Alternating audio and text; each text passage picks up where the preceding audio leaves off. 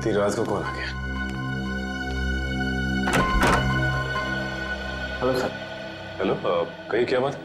Sir आपने बुलाया? नहीं, मैंने तो आपको नहीं बुलाया। लेकिन सर फोन तो इसी रूम से आया है। मैंने तो कोई फोन नहीं किया। देखिए, आपको कोई गलतफहमी हो रही होगी। ओके सर, कोई बात नहीं, सॉरी सर। ठीक है।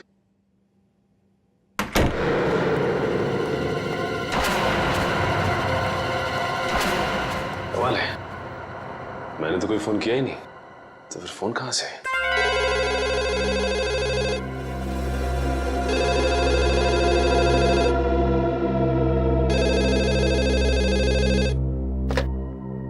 हेलो हेलो, आप सीआईडी ऑफिसर सचिन है ना?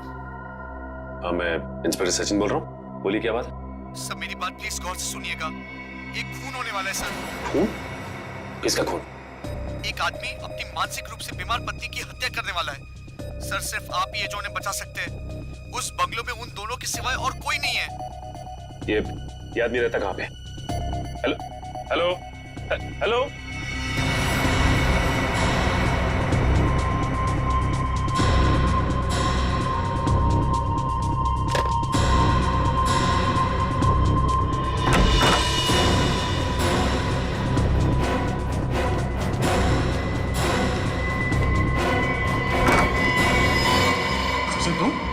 क्या?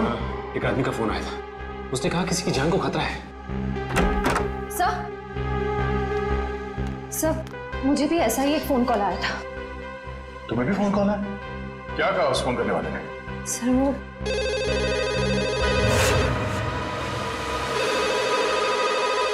इतनी रात को कौन फोन कर रहा है?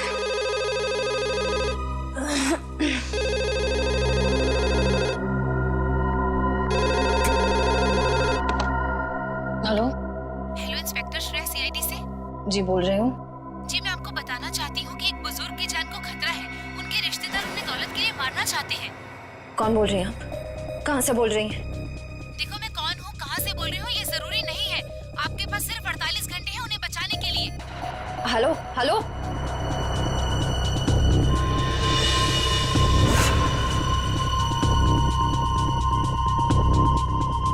बुजुर्ग आदमी?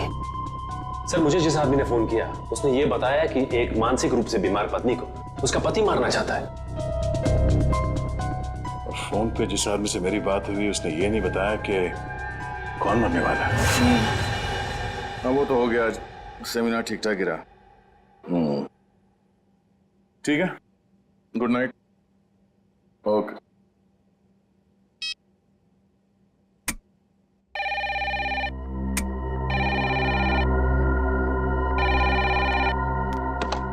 हेलो, वो कुल्हाड़ी वाला खूनी वापस आ गया है। अगले 24 घंटे में एक नया शिकार करने। बचा सकते हो तो बचा लो उसे। Hello hello hello. एक बुजुर्ग, एक पत्नी और एक कुल्हाड़ी वाला खूनी। अब ये क्या चक्कर है? तीनों की जान बचाने के लिए सबसे पहले हमें ये पता करना पड़ेगा कि फोन किसने किया था। चलो।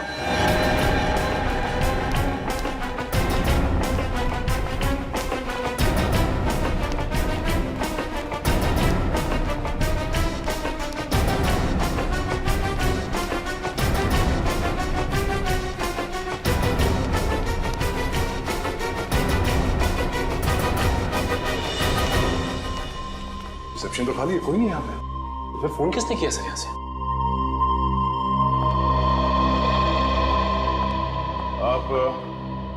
आप यहाँ के रिसेप्शनिस्ट हैं?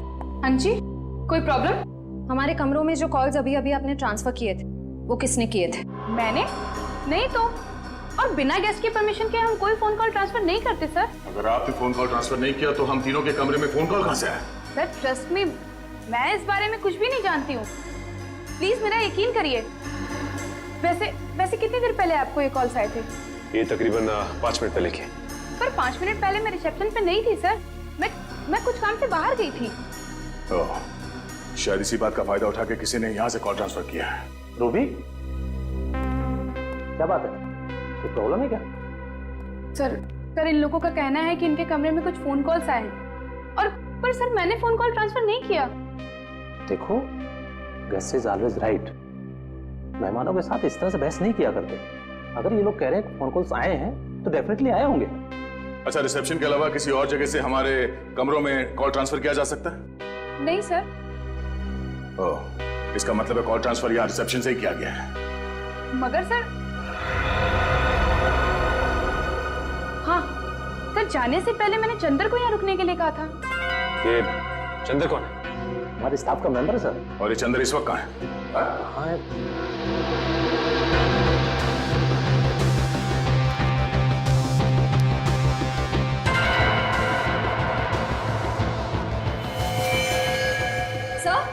हाँ, सर यहाँ कोई बेहोश पड़ा है।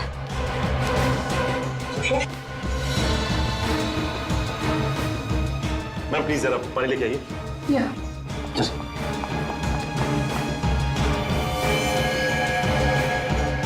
यही तो चंदर है सर।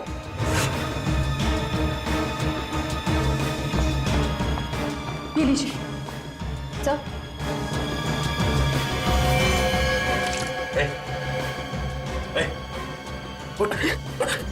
किसने किया? हाँ? कैसे हुआ? सर मैं यहाँ पर बैठा था, किसी ने मेरे सर पे बहुत जोर से मारा। कौन था वो? चेहरा देखा उसका? हाँ सर, तो वो एक औरत और एक आदमी। उसका स्केच बना सकते हो? हाँ सर, हाँ। ठीक है।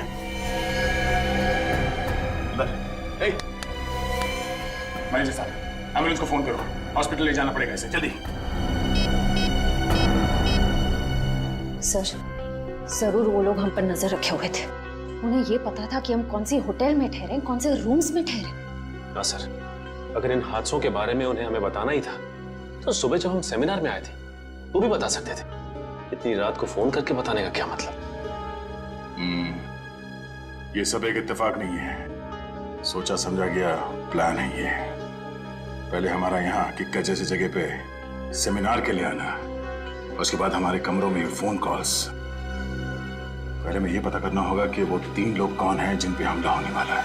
हाँ अभिजीत, छोटा सा शहर है ये किक्कर, मगर पता तो करना पड़ेगा ना कि कौन है वो बीमार औरत जिसका पति उसे मारना चाहता है, और वो बुजुर्ग जिसके पोते पोतियां उसकी जान लेना चाहते हैं। नहीं नहीं नहीं, हमारे आने की जरूरत नहीं है। श्रेया गई है पता करने के लिए, आ रही होगी।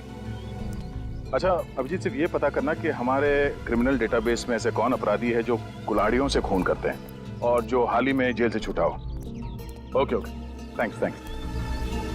सर हाँ सर, पूरे किक्कर शहर में 6 औरतें जो दिमागी तौर से बीमार हैं। उनमें से 4 औरतों का ट्रीटमेंट हॉस्पिटल में चल रहा है और 2 औरतें हैं जो घर पर रहती हैं। उन 2 औरतों में से एक औरत है जो शादीशुदा है, मल्लिका। मल्लिका, और वो बुजुर्ग? सर ये है वो बुजुर्ग की फोटो। इनका नाम केतन है, किक्कर शहर के सबसे बड़े रईस हैं। अगर इन्हें कुछ हो जाए तो इनकी पूरी जायदाद उनके पोते पोतियों को जाएगी। मल्लिका और केतन, इनके घर चल के देखना पड़ेगा। सर क्यों ना मल्लिका के पति और केतन के रिश्तेदारों को हम गिरफ्तार कर लें? नहीं श्रेया, जुर्म करने का सोचना गुनाह नहीं है, जुर्म करना गुनाह है। इन लोगों को बिल्कुल भनक नहीं लगनी चाहिए कि हमें सब पता चल गया है। रंगे हाथों पकड़ना इन सबको। सर हाँ? ये रहे उन 2 लोगों के स्केच जिन्होंने चंदर पर हमला किया और उसे बेहोश किया। ये दोनों तो?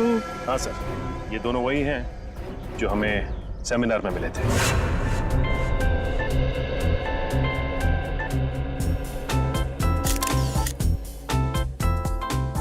पिछले 5 सालों में किक्कर में अपराध की घटनाएं कम हुई हैं, ये बात सुन के हमें बेहद खुशी हुई।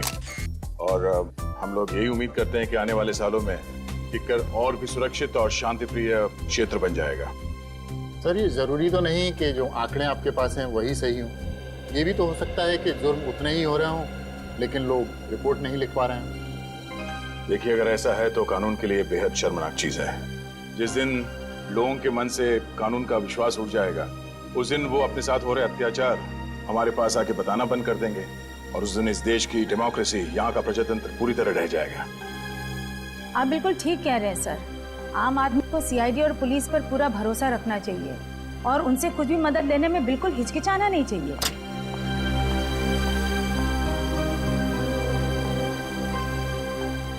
चलिए सर, खाना खा लेते हैं। हमारा अगला सेशन 3 बजे तक शुरू हो जाएगा। तो आप सबसे निवेदन है कि प्लीज ठीक समय पर आ जाइए। चलिए sir. Sir please CID team की एक साथ फोटो। श्योर।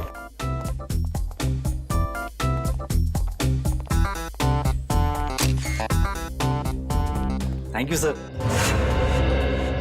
इन दोनों के बारे में अभय और माया से पता करो और इन दोनों को उनके ऑफिस बुलाओ। ये सब बिल्कुल झूठ है सर। भला क्यों हम किसी पर हमला करेंगे? अगर आप लोगों ने कुछ नहीं किया तो फिर चंदर ने आप ही लोगों का स्केच क्यों बनवाया? अब हमें क्या पता सर, आप चंदर से ही पूछ लीजिए ना। चंदर से पूछ चुके हैं, इसीलिए तो आप तक पहुंचे। अब ये बताइए कि आप लोग क्या गैलेक्सी स्टार में अक्सर जाते थे? जी हाँ सर, जब भी हम किक्कर आते हैं होटल गैलेक्सी स्टार में ही ठहरते हैं, लेकिन कल रात हम वहां नहीं गए थे। अच्छा, जब भी किक कराते वही रुकते, पर कल रात नहीं रुके। कोई खास वजह? हाँ, क्योंकि हमारी भतीजी की किक्कर में शादी हुई है और उसके बहुत कहने पर उस रात हम उसके घर ठहर गए थे। आप चाहे तो उससे पूछ सकते हैं।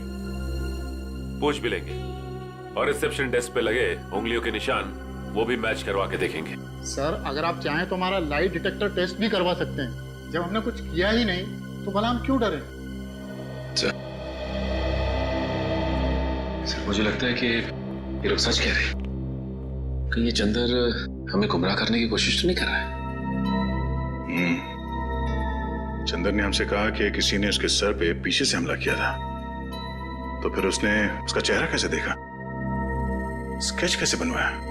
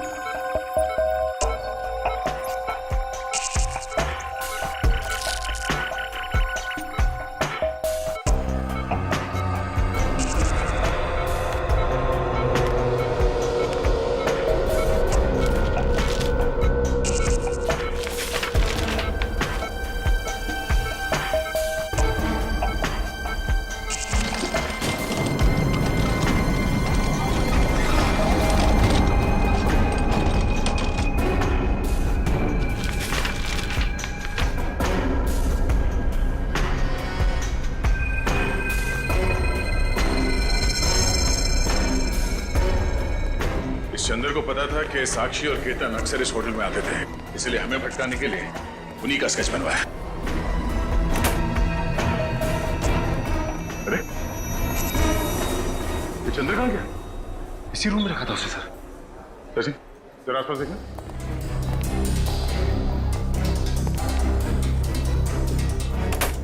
सिस्टर, इस कमरे में वो चंदर नाम का जो पेशेंट था कहाँ गया? सर वो तो अपने कमरे में ही था, किसी ने बाहर निकलते हो तो देखा नहीं उसे। सर, हाँ सचिन। सर ये खिड़की तो बंद है, यहां से तो भागा नहीं, लेकिन ये कपड़े छोड़ गया। इसका मतलब है मरीज के कपड़े फेंक के भेष बदल के भागा वो यहाँ से। ये चंदर कोई पुराना पापी लगता है। जेलर साहब, आपकी नॉलेज में ऐसे जितने भी मुजरिम हैं जिन्होंने कभी ना कभी कुल्हाड़ी को अपना हथियार बनाया हो, जी हाँ, सबकी डिटेल्स चाहिए मुझे। Thank you very much. कुछ पता चला? हाँ सर, किक्कर इलाके के ऐसे 3 लोगों के क्रिमिनल रिकॉर्ड्स मिले जिन्होंने कभी ना कभी कुल्हाड़ी से कोई जुर्म किया हो। कौन कौन है वो? सर एक का नाम है कमला, 35 साल की औरत है। इसके सास ससुर इसे दहेज के लिए परेशान करते थे। एक दिन तंग आकर इसने उन पर कुल्हाड़ी से वार कर दिया। कौन सी जेल में? सर बिंजलपुर जेल में थी। पिछले हफ्ते वहां आग लगी और 6 कैदी फरार हो गए, उनमें से एक ये भी थे। और बाकी दोनों? सर एक का नाम है नरुआ और एक का नाम है जग्गा।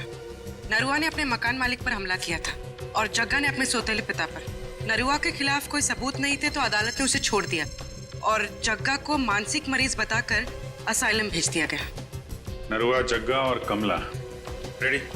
अपने खबरियों को बता दो, किक्कर इलाके में इन तीनों में से कोई भी दिखाई दे फौरन इन्फॉर्म करें हमें। Yes sir.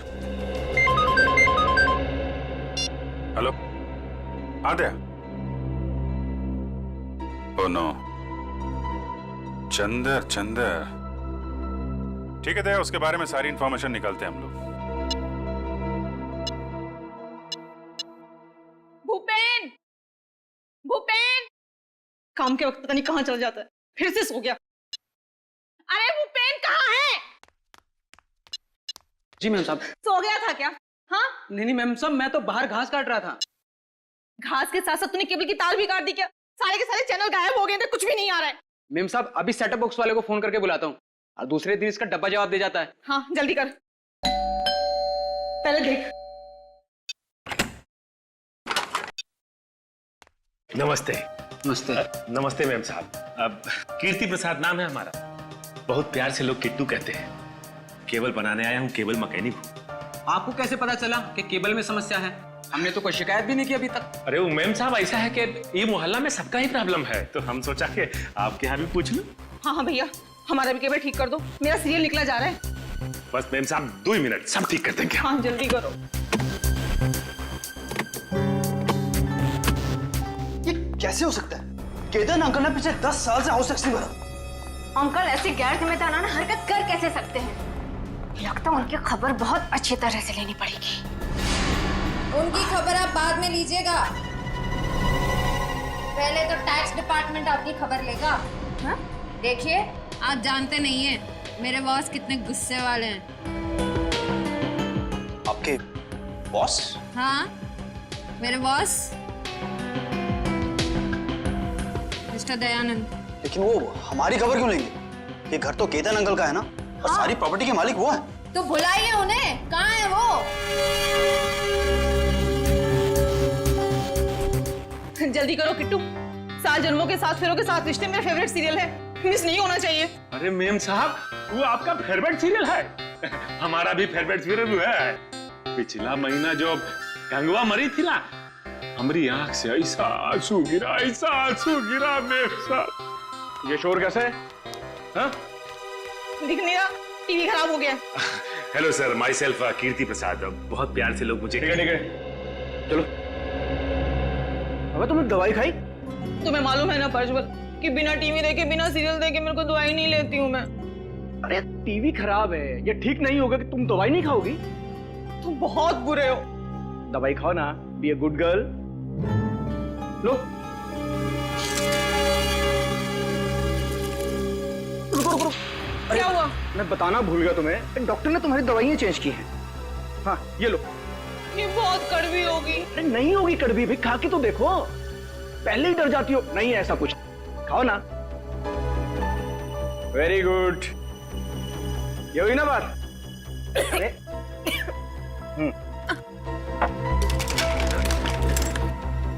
साहब क्या है कि आपका सेटअप बॉक्स में बारिश का वाटर घुस गया है, तो हम शाम को आगे आता हूँ। नहीं शाम को नहीं, तुम एक काम करो, तुम परसों आओ। तुम्हारा दिमाग खराब हो गया है प्रज्वल। हाँ 3 दिन तक मैं बिना टीवी के कैसे रहूंगी? और किट्टू, हमारी छत तो टपकती ही नहीं है, तो सेटअप बॉक्स में पानी कहाँ से घुस गया? तो क्या है कि मेम साहब कोनो गीला हाथ लगाया होगा सेटअप बॉक्स पे। ये SBP ने लगाया होगा। गुस्सा मत करो ना, सब ठीक हो जाए। सुनो सही, कैसे रहूंगे? तो क्या है मेम साहब के हमारे पास सुखाने के लिए पंप नहीं है, तो हम लेके आते हैं। हाँ भैया। अच्छा मेम साहब। क्या गिराया तूने? तोड़ा तो नहीं कुछ? अरे नहीं साहब कुछ नहीं। जाओ यहाँ से। हाँ हम आते हैं सर। क्यों गुस्सा कर रही हो तुम?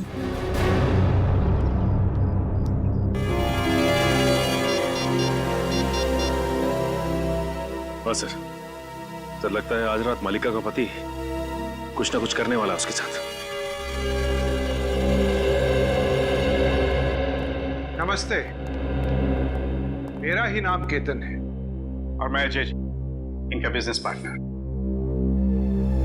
केतन जी, मेरा नाम दयाश्री। मैं यहाँ आपके हाउस टैक्स के बारे में बात करने आई। बात यह है कि आपने पिछले 10 सालों से हाउस टैक्स भरा नहीं है। क्या कह रही हैं आप? क्या हम लोगों ने हाउस टैक्स नहीं भरा? हमने भरा तो है।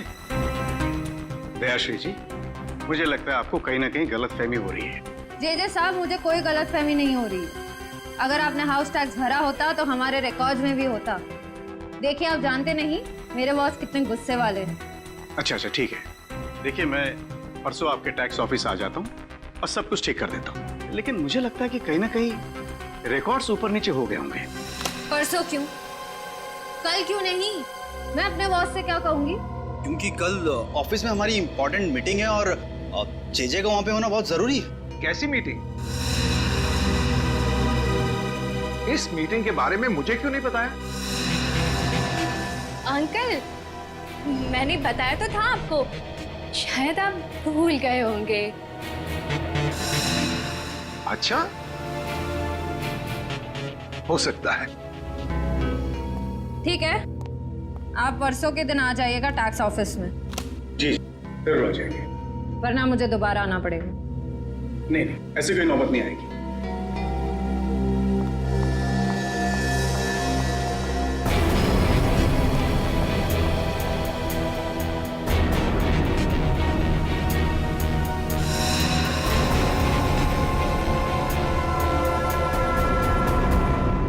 किकर से भागा हॉस्पिटल से? नहीं, मुझे नहीं लगता बहुत दूर गया होगा। हाँ नहीं, जैसे ही कुछ पता चलता है मुझे इन्फॉर्म कर। तेरे को जितना बोला गया है उतना कर, ठीक है? चंद्र के बारे में कुछ पता चला? हमारे रिकॉर्ड्स में कुछ इन्फॉर्मेशन है? हाँ सर, उसी फोटो को स्कैन करके मैच करने की कोशिश कर रहे हैं। वो भी थोड़ा जल्दी करो, चंद्र हमारे हाथ से निकलना नहीं चाहिए। सर बस 2 मिनट। हाँ दे सर। यस सर, उसी काम में लगे हुए हैं सर। जैसे ही चंद्र की कोई इन्फॉर्मेशन मिलती है मैं आपको फोन करता हूँ। Yes sir. सर। हाँ बोलिए। सर चंद्र की इन्फॉर्मेशन मिल गई सर, ये देखिए। सर चंद्र का असली नाम मुंगेरी है। ये एक छोटा मोटा चोर है और कई बार जेल के चक्कर काट चुका है। अभी इसका बैंड बजाते सर, सीआईडी को चकमा देकर भाग रहा था। रहता कहाँ है? सर इसका कोई परमानेंट एड्रेस नहीं है। जब भी जेल से छूटता है तब नया ठिकाना बना लेता है। बड़ा ही पहुंचा हुआ खिलाड़ी है। आज तो आएगा ही। कब तक आंख में चोली खेलेगा हमारे साथ? सर इस चंद्र तक हम पहुंचेंगे कैसे? वो है ना हमारा खिलाड़ियों का खिलाड़ी, वो ला के देगा हमें चंद्र की कुंडली। कौन सर? तुम्हारा दोस्त ढेंचू। ढेंचू? हाँ फ्रेडी, ढेंचू को चंद्र की सारी इंफॉर्मेशन दे दो। उससे कहो कि घंटा पूरा होने से पहले मुझे उसका ठिकाना चाहिए। Yes sir.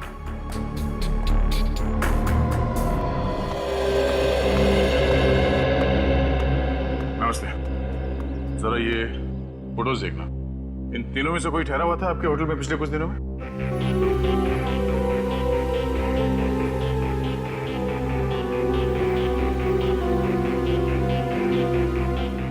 ठीक है, थैंक यू।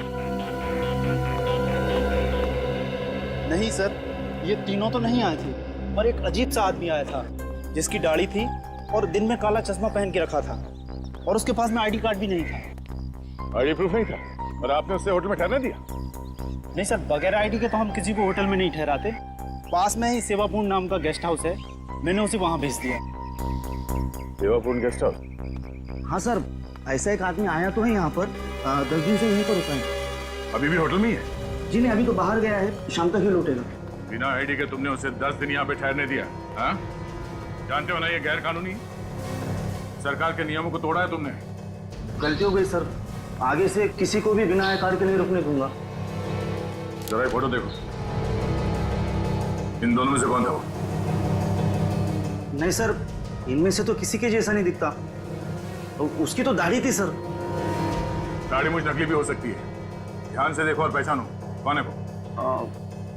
नहीं सर, दाढ़ी हटाने के बावजूद भी वो इनमें से किसी के जैसा नहीं दिखेगा। अच्छा, तुम्हारे होटल में सीसीटीवी कैमरा है जहाँ पे उसका चेहरा देख सकते हैं? नहीं सर, छोटा सा गेस्ट हाउस है, गलती से कभी कभार 1-2 लोग आ जाते हैं, वो सीसीटीवी कैमरा अफोर्ड नहीं कर सकते ना सर। उसके बारे में कुछ बता सकते हो? कब उठता है, कहाँ जाता है, कब लौटता था वो? नहीं सर, उसके आने जाने का तो कोई ठिकाना नहीं था। कभी कभी सुबह निकल जाता था, कभी दोपहर को, कभी शाम को जल्दी लौट आता था, तो कभी कभी रात के 3-4 भी बज जाते थे सर। अच्छा,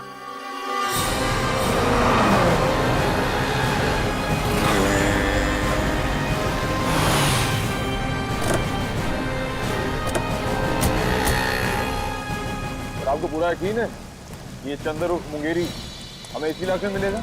ढेंचू ने तुम यही बताया था और उसकी खबरें अक्सर सही होती। और वैसे भी चंद्र अपना कर वाला काम निपटा चुका है। ये बात तो तय है कि हॉस्पिटल से भागकर वहां नहीं जाएगा। सर ये भी तो हो सकता है कि हॉस्पिटल से निकलने के बाद चंद्र किसी और शहर चला गया। होने को तो कुछ भी हो सकता है निखिल, लेकिन चंदर का अपना घर यहाँ इस शहर में, चल के देखते हैं। सर काफी अच्छी प्लानिंग की थी इस 420 चंदर। जिस होटल में एसीपी सर ठहरने वाले थे वहीं जाके नौकरी करने लगे, वो भी बस 1 हफ्ते पहले। हाँ, घेचू ने कहा था ना कि चंदर पहले भी बहुत सारे फ्रॉड और 420 वाले काम कर चुका है, तो एक होटल में नौकरी करना उसके लिए कौन सा मुश्किल रहा होगा। सुनिए, ये आदमी चंदर, इसका घर कहाँ है? सामने दुकान पे पूछ लीजिए। Thank you.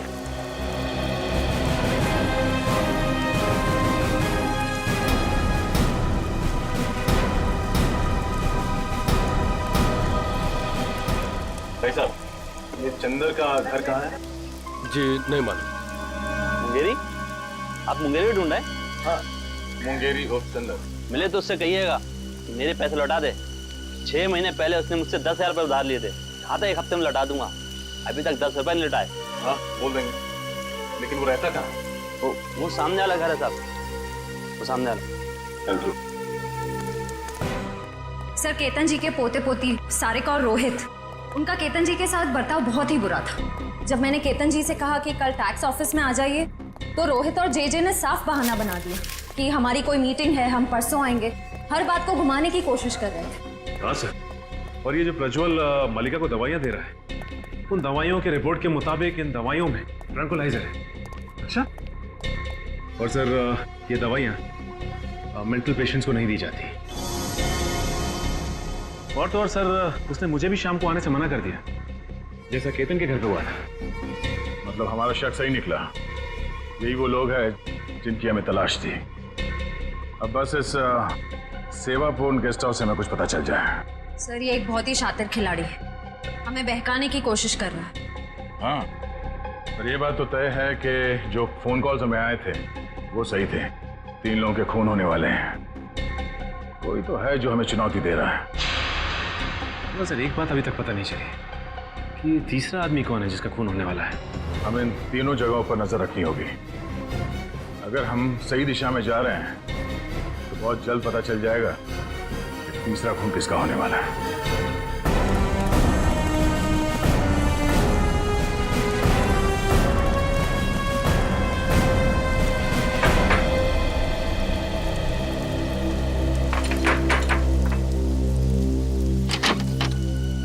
जी कहिए। मुंगेरी से मिलना। आप लोग? CID। निखिल, पूर्वी, देखो कहाँ।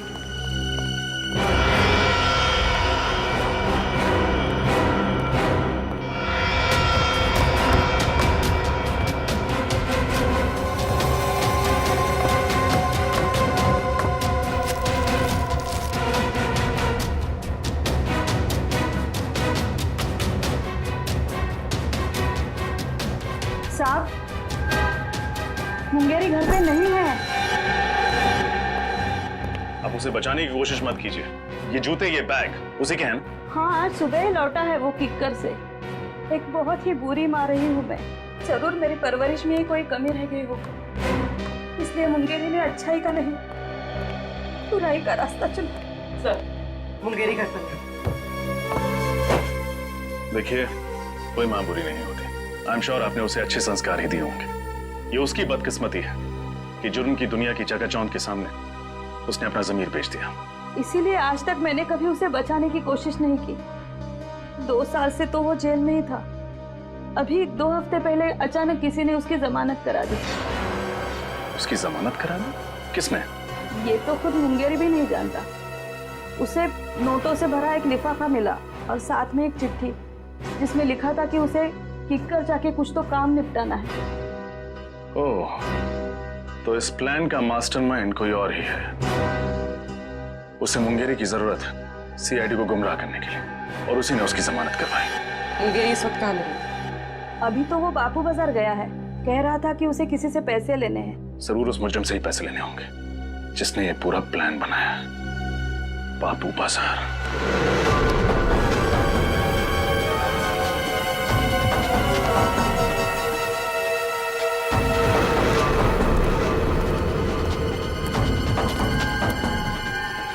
यहाँ दिखते। सर, वो रहा चंदर।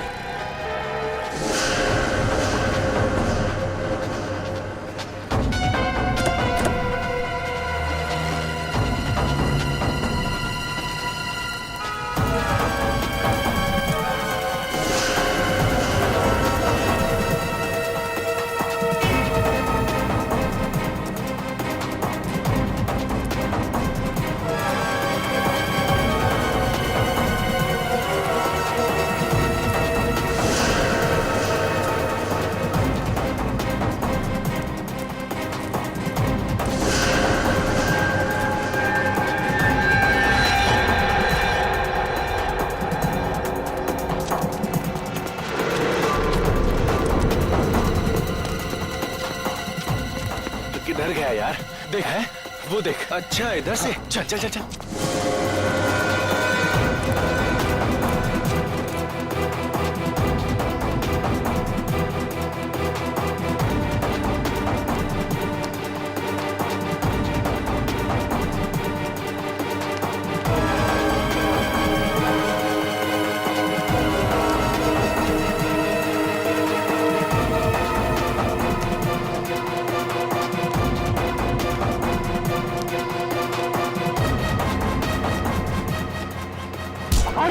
जल्दी भी क्या है मुंगेरी, हमसे 2 पल बात नहीं करोगे?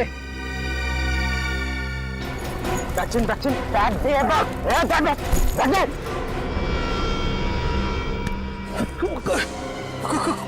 कौन है तुम लोग? हम आपके दिल में रहते हैं, किस्मत की धारा में सब बहते हैं। फोन पे मुझसे ही तो बात कर रहे थे तुम। अच्छा रघु, लेकिन बॉस ने तो कहा था कि हम दोनों नहीं मिलेंगे। अबे बॉस ने तो ये भी कहा था कि सीआईडी से सावधान रहना, समझे? हाँ, लेकिन सीआईडी को मुझ पर शक नहीं हुआ। बेवकूफ, सीआईडी तुम्हारे घर तक पहुंच गई है। तुम्हें जिंदा रखेंगे तो सीआईडी हमारे कान में खतरे की घंटी बजाएगी। समझा? समझा? अबे चल। लेकिन मैंने किया यार।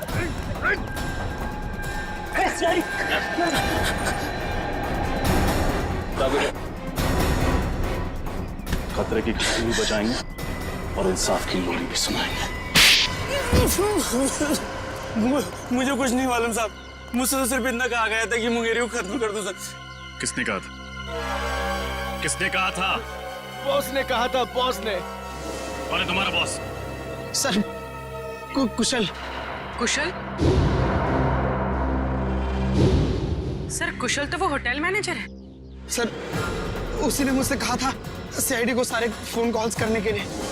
मुझे तो ये भी नहीं पता है कि मरने वाले कौन है और मारने वाला कौन है। निखिल, ले जाए ना। चल। हट। हट। अपनी किकर वाली टीम को इन्फॉर्म करना पड़ेगा। पता नहीं क्या चल रहा है इस कुशल की खोपड़ी में। ध्यान से देखो सीढ़ी। ये मुझे क्या हो रहा है? ये सर क्यों चकरा रहा है? हाँ? कौन सी गोली दी है? मलिका, लगता है वो दवाई ने ना साइड इफेक्ट कर दिया। हम डॉक्टर के पास ही जा रहे हैं। लगता है ये लोग मल्लिका का काम तमाम करने जा रहे हैं। गोदाम में आग लग गई। जीजे ने मुझे फोन करके बताया क्यों नहीं? कल आपको फोन करने की कोशिश की थी, आपका फोन बंद था। मैं अपना कभी फोन बंद नहीं रखता। अंकल प्लीज जल्दी चलिए, आखिर देखें तो सही कि नुकसान कितना बड़ा हुआ है। चलो।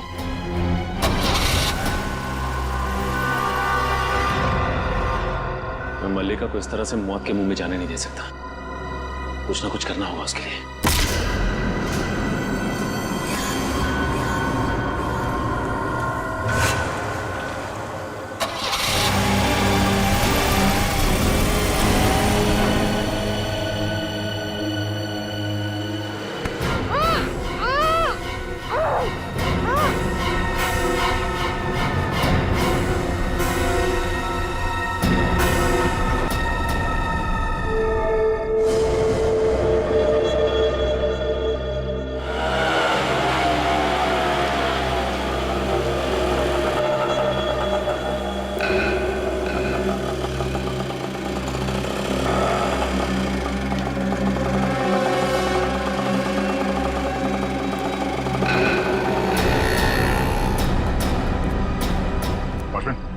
अभी जो आदमी रिक्शा से उतरा, कहाँ गया वो? साहब बड़ा ही अजीब आदमी है, उसका कुछ पता नहीं रहता है। अभी अभी आया और तुरंत उसका मन बदल गया, कहने लगा सुबह लौटूंगा। इधर ही गया है।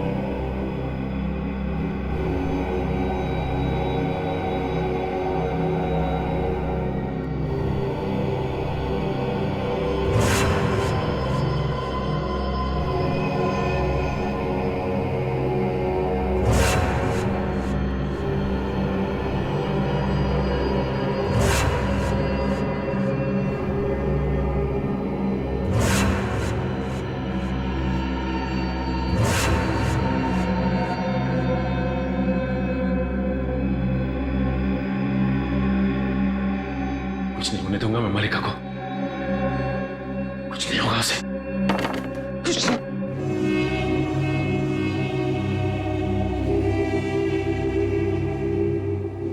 मलिका को कुछ हो तो नहीं किया?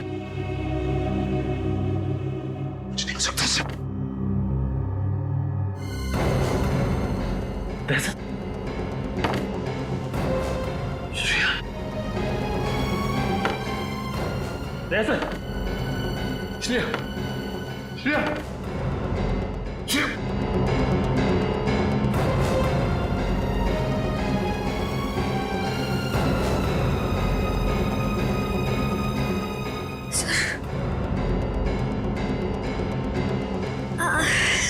मेरे सर में बहुत दर्द हो रहा है।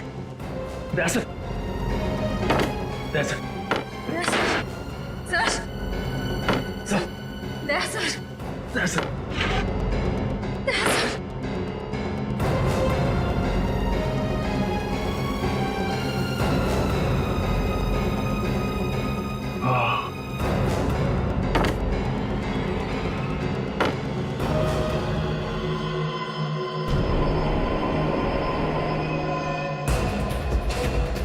लाड़ी वाला खूनी।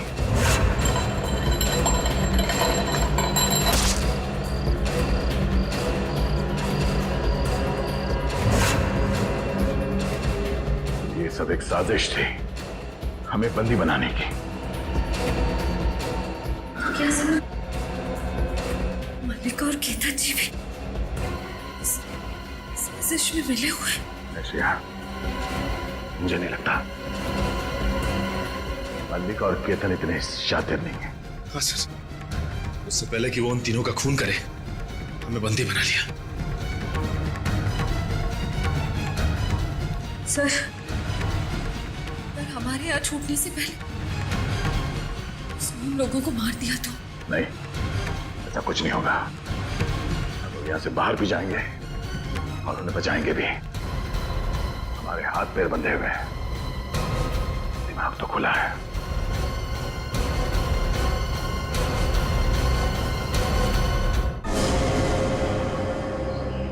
क्या सोचा था तुमने? हमारे तीन ऑफिसर्स को गायब कर दोगे और हम मक्खियां मारते रहेंगे? माफ कर दीजिए साहब, मुझे माफ कर दीजिए। मैंने ये सब पैसों के लालच में किया है साहब। किसने दिए पैसे? कौन? वो अभय और माया है साहब। अभय और माया?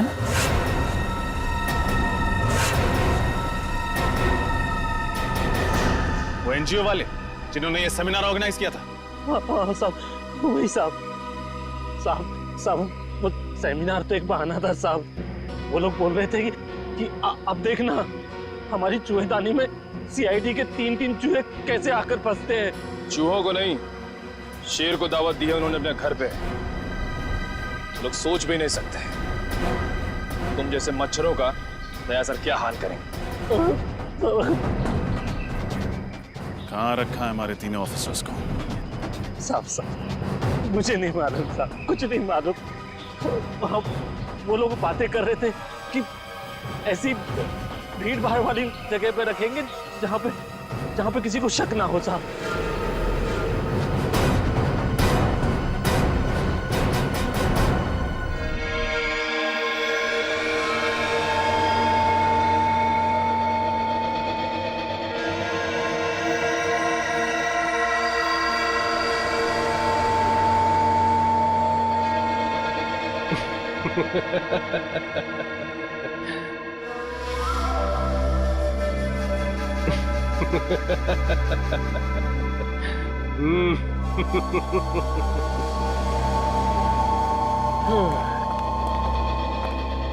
बॉस, अंदर आ जाए। अरे अभय माया, आओ आओ। बहुत अच्छा काम किया है तुम दोनों ने, बस एक कमी रह गई। कमी? वो क्या बॉस? अरे उन सीआईडी वालों के पिंजरे में कैमरा नहीं लगाया ना तुम लोगों ने। मैं देखना चाहता था कि सीआईडी वाले कैसे चीखते हैं, चिल्लाते हैं, गुर्राते हैं। वो सीआईडी वालों को तड़पाने का मजा ही कुछ और है।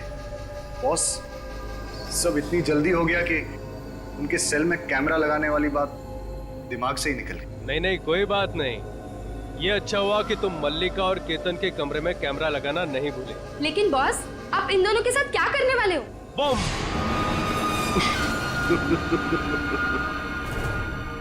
मार दूंगा उन्हें। और सीआईडी वालों को भी। इन 3 बेगुनाह लोगों को ना बचाने के पछतावे में ये सीआईडी वाले खुद ब खुद मर जाएंगे। लेकिन बस मलिका और केतन के अलावा वो तीसरा कौन है जिसे आप मारने वाले हो? वो तीसरा ही तो है तुरुप का इक्का, जिसकी मौत से सीआईडी वालों के हौसलों की भी मौत हो जाएगी। तुम बस देखते जाओ। बॉस, हमारा काम तो हो गया है, तो क्या हम किक्कर छोड़ के जा सकते हैं? तुम दोनों कुछ दिनों के लिए अंडरग्राउंड हो जाओ। तुम दोनों के पैसे तुम्हारे बैंक अकाउंट में ट्रांसफर कर दिए गए हैं। Thank you boss. अब होगा सीआईडी का सर्वनाश।